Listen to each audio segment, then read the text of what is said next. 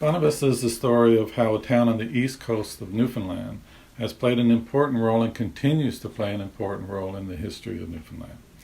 So when fishermen first started coming to Newfoundland to fish, they arrived in the spring, they processed their catch during the summer, and then they returned in the fall. Returned to England and returned to Europe in the fall. By the 1600s, they were beginning to stay in Bonavista. The first baby boy was born in Bonavista in around 1654, and by the late 1600s and 1700s, settlement was beginning. It certainly wasn't a thriving community in the sense of what we think of a thriving community, but at least families and children were beginning to settle.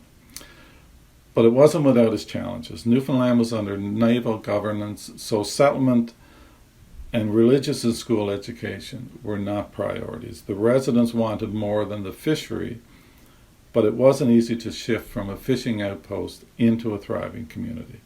When representative government began in 1834, churches, schools, businesses, community groups all flourished, and Bonavista began to grow. And the people of the town began to play a larger role. From the 1800s to the 1900s, James Ryan, J.T. Swires were important local business leaders. F. Gordon Bradley, who lived much of his life in Bonavista, was a leader in bringing Confederation to Newfoundland. Dr. Wilford Templeman of Bonavista was a national and even an international fishery science leader on the northern cod, and who knew that cod was in trouble in the 1960s. So the cod moratorium arrived in 1992, and few towns were hit as hard as Bonavista because it was so dependent on the fishery. When the provincial government began to focus on tourism, and in particular the 500th anniversary of John Cabot's voyage to Newfoundland, Bonavista played a key role as the Matthews sailed into Bonavista Harbor on June 24, 1997. And Bonavista is a leading magnet for tourism in Newfoundland today. So the book Bonavista tells that story, but it also focuses on geological time. We talk about the gorgeous, rugged landscape around Bonavista, the dungeon, the nearby sea arches, and the fossils, which are among the oldest in the world, as well as touching on the Discovery Geopark. And we give perspective to local tourism visits, the Ryan premises, Cape Bonavista, the Mop Beggar Plantation, and the churches, to name a few. We also talk about the natural environment so that the reader understands why Bonavista is so rich in fisheries, why we see everything from whales to capelin, everything from icebergs to puffins. It's an all-encompassing book on the town of Bonavista and the local area, and in my humble opinion, whether you're a long-term resident or you're a visitor, it's a great read for anybody who genuinely wants to know more about the town of Bonavista and its surroundings. If you read the book, you can't help but visit Bonavista Harbor, the churches, the Cape, the plantations, and the dungeons without a whole new perspective.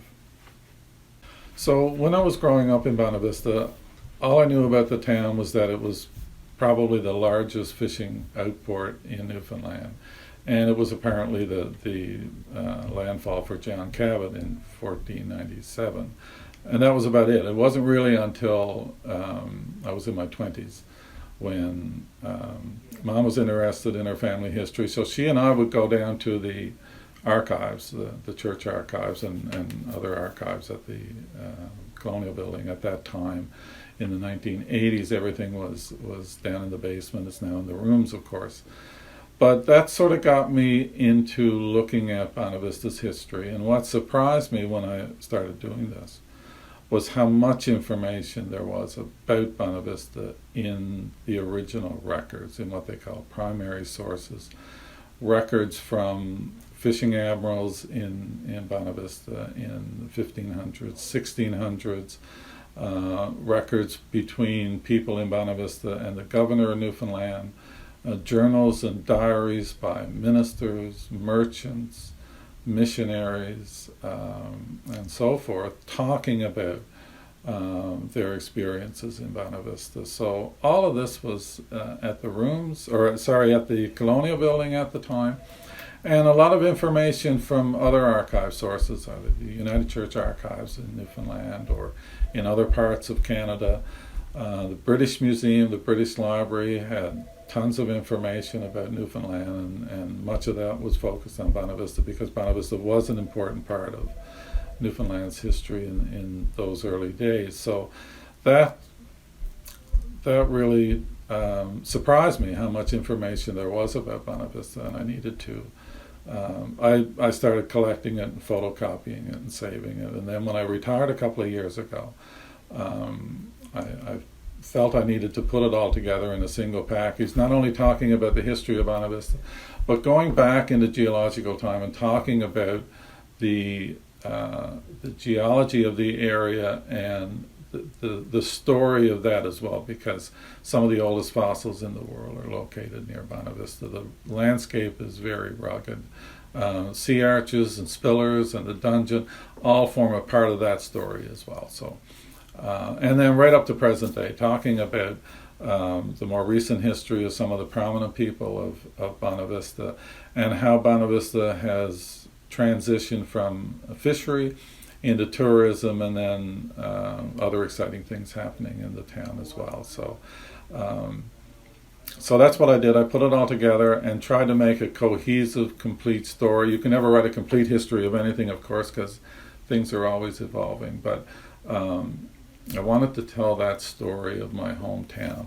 And hopefully when people read the book, when you go to Bonavista, or you're walking around Bonavista Harbor, or you're at the Cape or the dungeon, or visiting the Ryan premises or other areas, you'll have that more historic picture of what happened over the past centuries at Bonavista. And I know in my own case, just a short while ago, I was in Bonavista for the fireworks for Bonavista Days. And just being in front of the courthouse and knowing the things that happened there and happened in the harbor, it gives you a whole new perspective on the town. So hopefully for people who've read the book and given it some thought, that it will, I guess, enrich their perception of the town and where they live or where they're visiting.